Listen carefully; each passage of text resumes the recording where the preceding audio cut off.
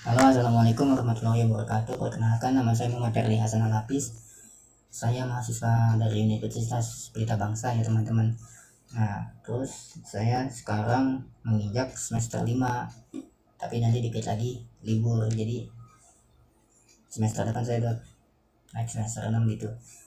Nah, saya di sini oh ya, sebelumnya nih saya 312210 saya dari kelas T22A2. Nah, terus saya di sini ingin membuat video tentang Ubuntu ya, sistem operasi, tugas akhir sistem operasi dari Pananjamudin. Jadi kita main Ubuntu teman-teman. Softwarenya apa? Softwarenya Oracle VM VirtualBox, servernya Ubuntu. Nah di sini langsung saja ya kita praktekkan. Ini nggak praktek nih, cuma dokumentasi ya teman-teman. Soalnya kemarin saya sudah mengerjakan. Jadi saya di sini cuma menjelaskan sedikit demi sedikit saja teman-teman. Bentar, saya edit ini dulu. Muka saya taruh sini saja ya. Nah, kelihatan kan teman-teman? Nah, ini tugas yang kemarin saya kerjakan teman-teman. Ini di sini ada keterangan saya gitu. Ini soalnya, ini soalnya. Oh ya, sedikit cerita teman-teman. Kemarin tuh kan soalnya itu kita harus nyari di server SSH teman-teman. Jadi Pananjamudin itu menyiapkan SSH dengan user system sama passwordnya sistem. Jadi kita cari itu server SSH-nya, terus nanti kita login, masukin passwordnya. Nah, ini kita cari.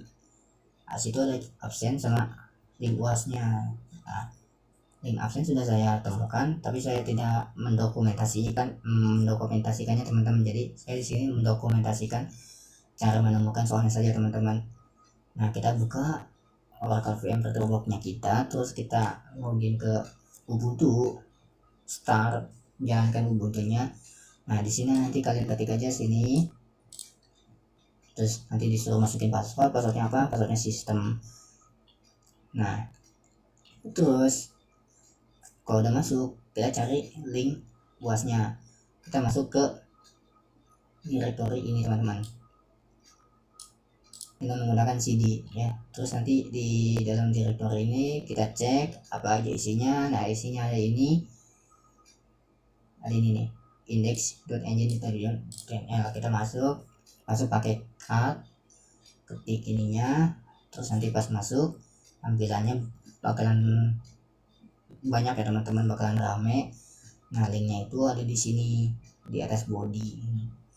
Ini soal UAS. Nah, tipe PB UAS. Nah, di sini saya nanti mengakses pakai browser, bisa pakai Google, bisa pakai Chrome.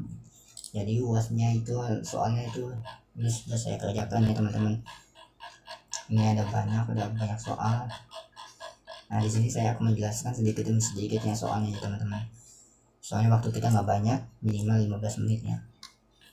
Yang pertama itu soalnya ada folder manajemen. Nah, untuk membuat folder manajemen supaya gampang, kita masuk ke root dulu. Udah tahu kan caranya masuk ke root? Ya, tinggal sudo terus masukin password kalian. Oh ya, di sini kita pakai user Ubuntu kita ya, bukan user dari Pananjamudin. Kalau dari Pananjamudin cuma nyari soal UAS doang, jadi pakai sistem doang, pakai user system sama passwordnya sistem untuk mencari UAS. Kalau UASnya udah ketemu, kita kembali lagi menggunakan user kita. Di sini saya mengerjakannya di komputer saya untuk melakukan login ke root. Terus karena komputer saya nggak kuat yang ngeblank gitu ya, jadi saya melanjutkannya di laptop teman saya. Jadi saya mengerjakan soalnya di laptop teman saya. Nah, terus habis itu kita buat folder SRW startup data. Cara buat folder udah tahu kan, mkdir, terus masuk ke foldernya menggunakan CD, terus ls, terus kita masuk ke startup data menggunakan CD lagi. Nah, terus di dalam directory itu kita buat 3 folder. Ini ada report, term, sama archive. Nah, terus di dalam directory itu di mana ya, di dalam directory yang tadi kita bikin file readme. Nah, kalau bikin kan kodenya torch ya. Nah, terus kode bikin kita masuk itu kodenya nano.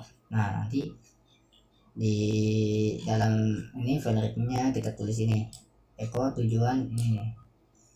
Habis itu kita save, habis itu keluar. Terus soal yang kedua itu user dan group management. Nah, kita buat dua akun, yaitu ada John sama Emma. Terus buat name-nya juga, name-nya masing-masing. Tapi di sini saya samakan saja name-nya biar nggak pusing. Nah, terus di habis itu kita buat grup, namanya startup team. Terus masukin yang dua tadi tuh, yang John sama si Emma itu ke grup startup team. Habis itu kita bikin file permissionnya. Nah, John ini bisa akses membaca dan mengedit ya. Di sini kodenya chmod gini. Nah, terus si Emma ini bisa mengakses, membaca, mengedit, dan mengeksekusi gitu. Nah, ini kodenya chmod startup data sebagai tem. Nah, terus habis itu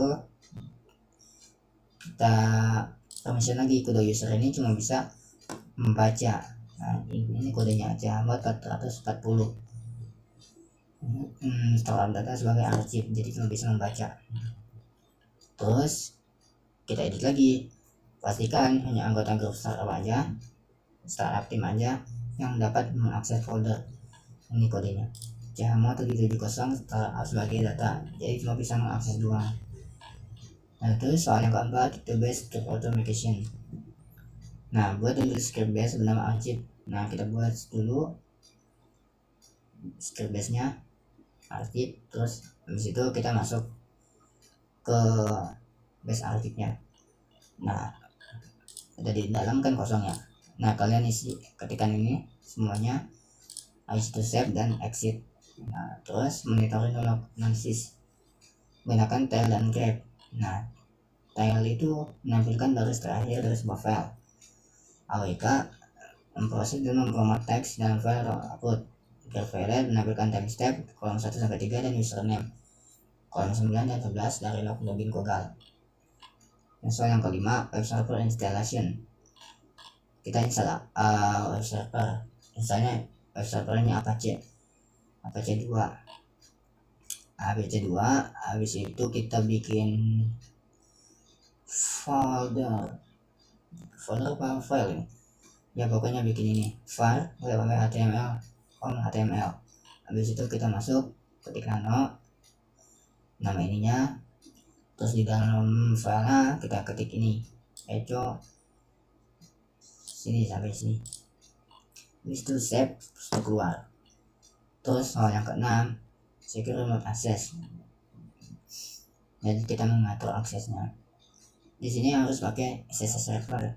Kalian install dulu SSH servernya. Habis itu kalian masuk ke config-nya, terus di sini ada password authentication sama alumni user Emma name sekian. Kalian sini hapus ya ininya. Dan pagarnya kalian hilangin di password sama di alumni user Emma. Terus habis itu kalian restart SSH-nya. Terus soal yang ketujuh, firewall setup. Di sini mengizinkan dan memblokir firewall. Di sini ada UEFI allow 80 sama 25 sama 22. Kalian ketik aja satu di sini di Linux Ubuntu-nya. Ketik satu, enter, ketik satu lagi, enter, ketik satu lagi, enter gitu. Nah, ini untuk apa? Kalau yang 80 TCP ini digunakan oleh server web. Nah, kalau 25 TCP ini digunakan untuk pengiriman email, terus yang 22 TCP ini digunakan untuk akses jarak jauh.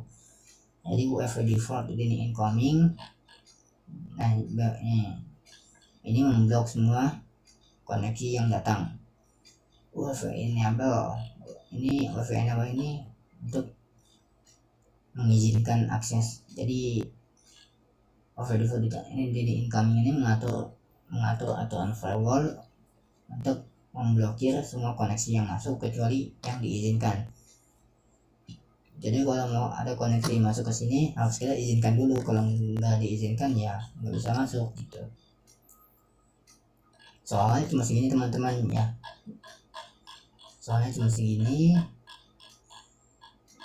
Tadi saya ingin menjelaskan lebih detail, cuma waktunya ini nggak lama teman-teman. batasannya ini cuma 10 menit sampai 15 menit dari panah Jamudin. Terus ada faktor device juga, soalnya komputer saya ini nggak kuat lama-lama teman-teman. Nanti kalau lama-lama itu panas dan dia bakalan ngeblank, jadi saya harus cepat-cepat bikin videonya juga. Ini juga ngerjainnya di laptop teman-teman. Jadi kalau di komputer saya itu nggak kuat, kalau buka server Linux itu nggak kuat. Nah jadi segini aja ya teman-teman ya. Mohon maaf kalau penjelasannya itu nggak rapi dan terbata-bata dan nggak jelas saya ngomongnya gitu, karena saya masih belajar ya. Terus ini nanti filenya saya jadikan PDF dan saya taruh di deskripsi biar kalian bisa belajar dan sekaligus praktek teman-teman. Jadi saya akhirnya teman-teman, mungkin cukup itu saja penjelasan dari saya. Mohon maaf bila ada salah kata. Billahi bisa bilhaq. Wassalamualaikum warahmatullahi wabarakatuh.